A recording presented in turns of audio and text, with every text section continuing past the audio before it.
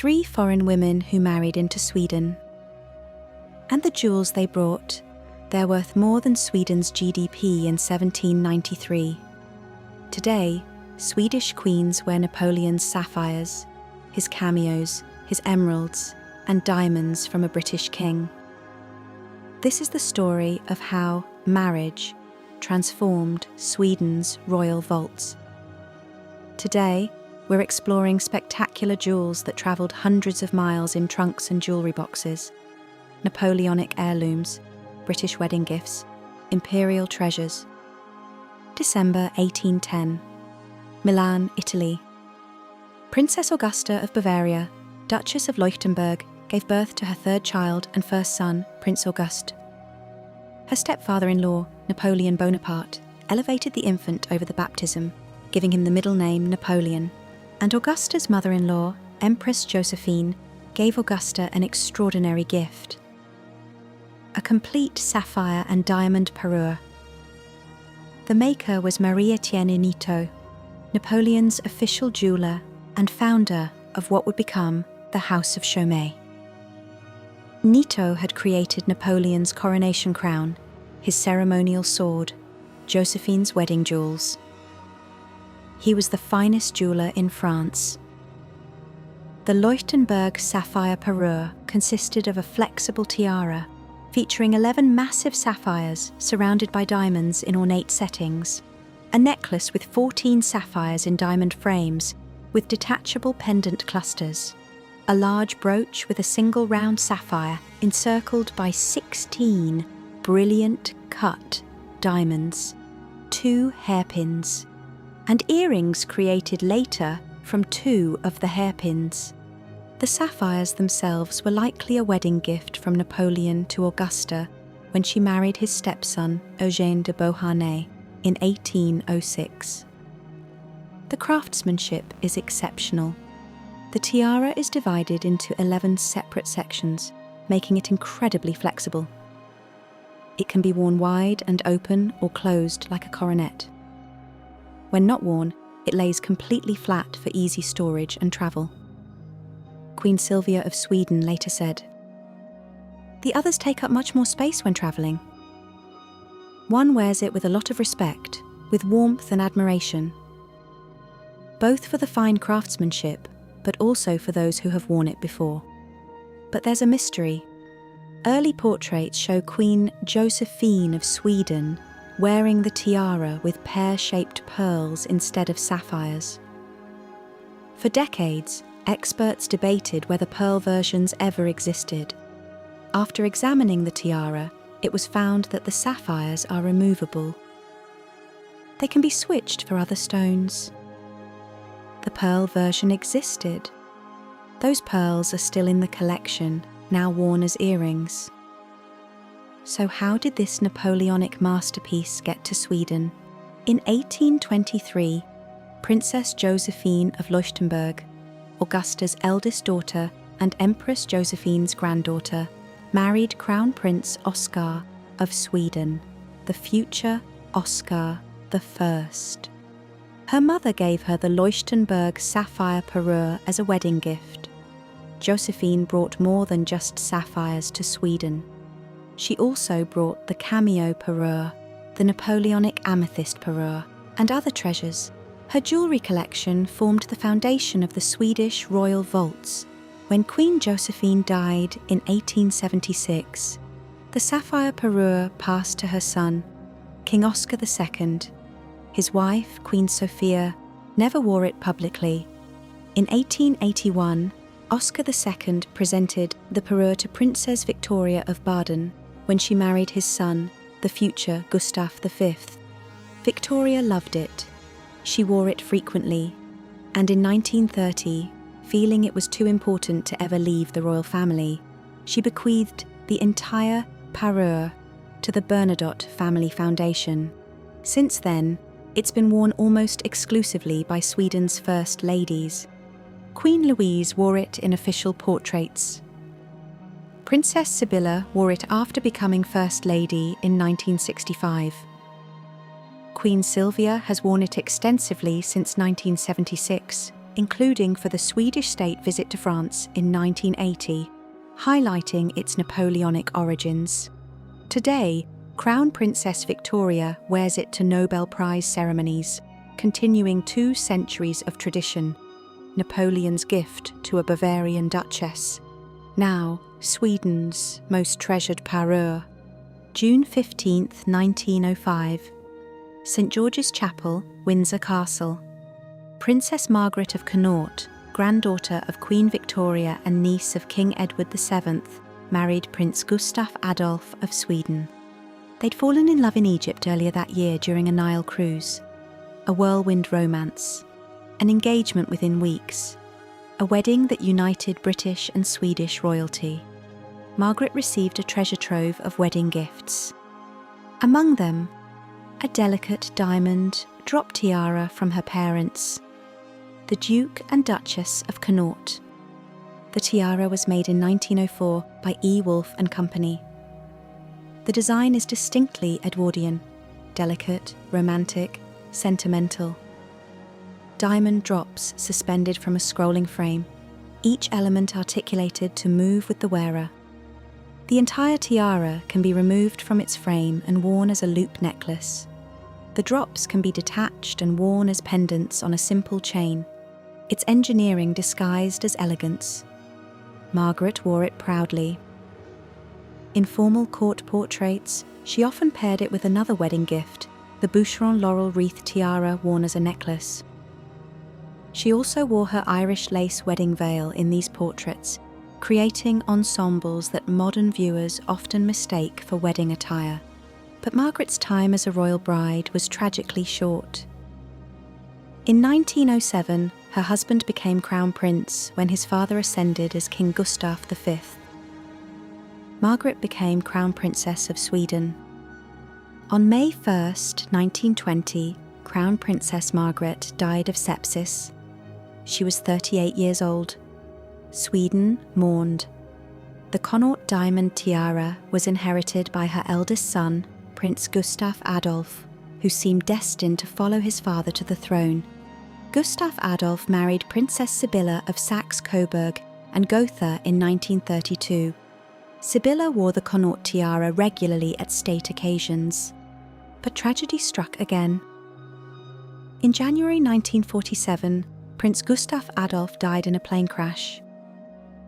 During her long widowhood, Sibylla continued wearing the Connaught tiara at galas and Nobel ceremonies. In 1957, she paired it with the Bernadotte emerald parure for the opening of the Riksdag, Sweden's parliament. Princess Sibylla died in November 1972, less than a year before her son became King Carl XVI Gustaf. Her youngest daughter, Princess Christina, wore the Connaught tiara at her wedding in June 1974, almost certainly as a tribute to her late mother. When Carl Gustaf married Sylvia Sommerlath in 1976, the new queen wore the tiara for the gala performance at the Royal Opera House the night before her wedding. It was a touching link between Carl Gustaf's late mother and his new wife. Today, the tiara is personally owned by King Carl XVI Gustaf, not part of the foundation. Queen Sylvia wears it occasionally. Princess Madeleine has worn it multiple times, including at Crown Princess Victoria's wedding in 2010 and at Nobel ceremonies. Around 1809, France. Emperor Napoleon I commissioned a spectacular parure for his wife, Empress Josephine de Beauharnais. The centerpiece, cameos. Not just any cameos, but intricately carved scenes from Roman mythology, each a miniature masterpiece.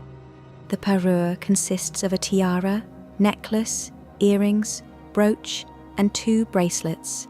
The cameos are encircled in gold, set with pearls and diamonds. Upon closer inspection, you can see the signatures. Giuseppe Girometti, one of the finest cameo carvers in Europe. Each cameo depicts a different mythological scene. Gods, goddesses, heroes, epic moments frozen in carved stone. The craftsmanship is extraordinary. The gold settings, the pearl accents, the way diamonds frame each cameo. This is French imperial artistry at its finest. When Empress Josephine died, the cameo parure passed to her granddaughter, Princess Josephine of Leuchtenberg, the same Josephine who brought the Leuchtenberg sapphire parure to Sweden. In 1823, when Josephine married Crown Prince Oscar, she brought the cameo parure with her. Queen Josephine wore the cameo tiara in numerous official portraits throughout her life. When she died in 1876, she bequeathed the entire parure to her only daughter, Princess Eugénie. Eugénie left them to her nephew, Prince Eugène, in 1889. Prince Eugen never married. In 1916, he loaned the cameo parure to Crown Princess Margareta. In the early 1930s, her daughter, the future Queen Ingrid of Denmark, wore it to a gala where she dressed as Queen Josephine. Then, in 1932, Prince Eugen made a permanent gift. He gave the cameo parure to Princess Sibylla of Saxe-Coburg and Gotha when she married Prince Gustav Adolf of Sweden. Princess Sibylla wore it for the first time at a gala performance in Stockholm soon after their wedding. She wore it throughout her life, establishing it as one of Sweden's signature parures. When Sibylla died in 1972, she left the cameo parure to her only son, Carl XVI Gustaf. Queen Sylvia wore it for her wedding in 1976. The same day Sibylla and Gustav Adolf had married 44 years earlier. A deliberate tribute. The cameo tiara has become a traditional choice for Bernadotte brides. Princess Birgitta wore it in 1961, Princess Desiree in 1964, Queen Sylvia in 1976, Crown Princess Victoria in 2010. Victoria later said, "I've only wore it once at the wedding. It's a very fragile tiara. I have a little extra respect for it. It's very beautiful. I also think about when my mother wore it at her wedding." The cameo parure appears regularly at Nobel Prize ceremonies, a refreshing alternative to the Leuchtenberg sapphires, Napoleon's gift to his empress, Josephine's gift to her granddaughter, Sweden's gift to generations of brides. The Bernadotte emerald parure has a unique story because technically it didn't arrive with a foreign princess. It was commissioned by a foreign king. King Carl XIV, Johann of Sweden, was born Jean-Baptiste Bernadotte in Pau, France, in 1763, a revolutionary soldier who became Napoleon's marshal, then King of Sweden in 1818. During his reign, Bernadotte commissioned an emerald and diamond belt, 16 medallions, each featuring brilliant cut diamonds surrounding deep green emeralds, set in gold and silver. The large brooch was originally the belt buckle. A smaller brooch matched the medallion pattern. This was a warrior king's statement piece, commissioned by a man who'd fought at Austerlitz, Jena, Wagram. A man who'd betrayed Napoleon and conquered Norway. When Bernadotte died in 1844, the emerald belt was first recorded in the royal inventory. Around the 1880s, Queen Sophia of Sweden made a practical decision. The belt was magnificent, but unwearable. She had court jewelers convert it into a necklace. 2 of the 16 medallions were removed, creating a more wearable 14 medallion design. The belt buckle remained as the large brooch. For decades, the Bernadotte emerald parure sat largely unworn. Then, in the 1950s, Princess Sibylla, mother of current King Carl XVI Gustaf, started wearing it regularly. She paired it with the Connaught diamond tiara at state openings of Parliament. The emeralds came alive again. In 2012, Crown Princess Victoria wore all 3 pieces together for the first time at the Nobel Prize banquet. She placed the large brooch in her hair, recreating the original belt buckle's dramatic impact. In 2021, Queen Sylvia delivered a surprise. At a state banquet for Germany, she wore coordinating emerald earrings. The earrings had been created from the 2 medallions removed in the 1880s. After nearly 140 years, the Bernadotte emerald parure was finally complete. June 1905. The same wedding as the Connaught diamond tiara. Princess Margaret of Connaught didn't receive just one spectacular tiara from her family. She received several. Her uncle, King Edward VII, and his wife, Queen Alexandra, gave Margaret a particularly grand wedding present, an elaborate convertible diamond and ruby tiara. The jewel was made on commission by E. Wolfe and Company for Garrard. Then, the crown jeweller. The design is quintessentially Edwardian. 3 upright diamond and ruby scroll elements rise from a diamond and ruby floral base studded with rubies along the bottom. Large rubies crown each of the 3 scrolls. The diamonds are set in delicate, flowing patterns. But here's where it gets ingenious. The entire tiara can be removed from its frame and worn as a necklace. A diamond bracelet with a ruby and diamond cluster clasp can be attached to the tiara's base to form the necklace setting, with the cluster at the nape of the neck.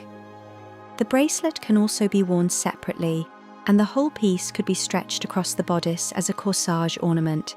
It's a jeweller's masterpiece, 5 pieces in one: tiara, necklace, bracelet, corsage, and all the parts separately.